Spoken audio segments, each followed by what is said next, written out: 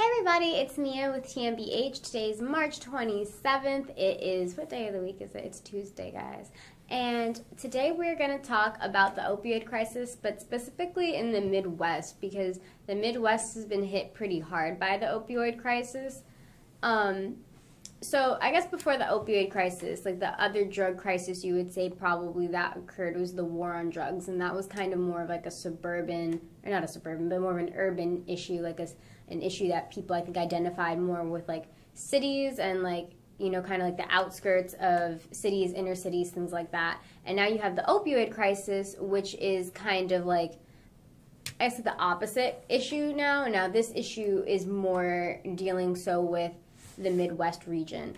And it seems like the reason that the Midwest is being hit particularly hard, it's just like a perfect storm of events. It just so happens that the way drugs are trafficked, like that area, like I guess gets exposed a lot more than certain other areas do. And then on top of it, you've got people, with the economy, the way that the economy is, people are kind of in a position where they don't necessarily have a lot of work, and a lot of businesses have kind of shut down and moved away. And so you've got a lot of kind of more rural areas where maybe there was like a factory that kind of employed everybody, or a few factories that had employed pretty much everybody in the town, and now those factories are gone. And so you've got a lot of the population without jobs, and then the population of people that do have jobs tend to be working like these very labor-intensive jobs. And so when you're working a job that has an incredible physical demand, the likelihood for you getting physically injured is high. And so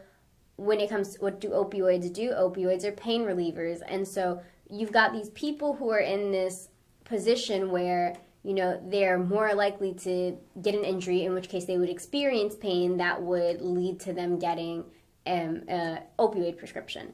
And so the reason why I think a lot of people are like, oh, well, then that's clearly the solution to this problem is not subscribing opioids and using either other drugs or other forms of, I guess, pain relief. So, for example, like intensive physical therapy and things like that, like going to rehab, not drug rehab, but rehab for like, you know, like a, what do you call it, like a physical rehab, PT, like physical therapy type thing.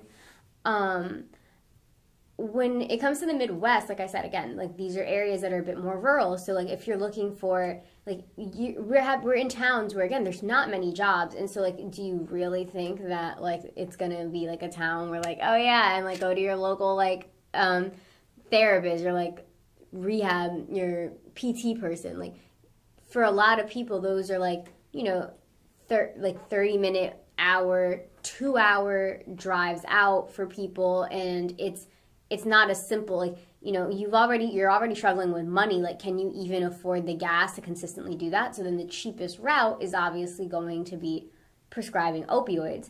And then now you've got this issue where you're prescribing opioids to people who are kind of already in like a not too great position. You know, there's a lot of things going on in their life, high stress, and drug addiction.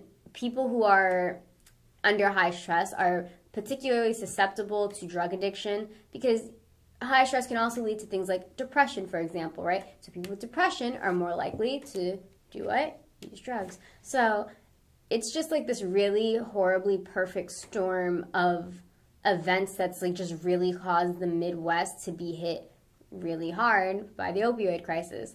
And Midwestern states are some of the like highest for opioid like overdoses, and it's very sad. I mean, you have a lot of what they call pill mills that are going on in the Midwest, which are just like basically really crappy doctors who all deserve to lose their license, who are literally prescribing people opioids like it's candy, because why? They get money from people buying opioids. And basically it's like, well, why stop addiction when addiction's making us money? Like, and that is like, as a doctor, that is such an horribly, like, that's such an epic ethical failure. As a doctor, you just should lose your license for life if you do that to people. Like, it's not what you're supposed to do. You're supposed to protect people. You're supposed to do no harm is literally, like, pretty sure like the first rule in their, like, they have like a ethics thing, and literally the first thing in it is do no harm, and if you do that, then you're doing harm.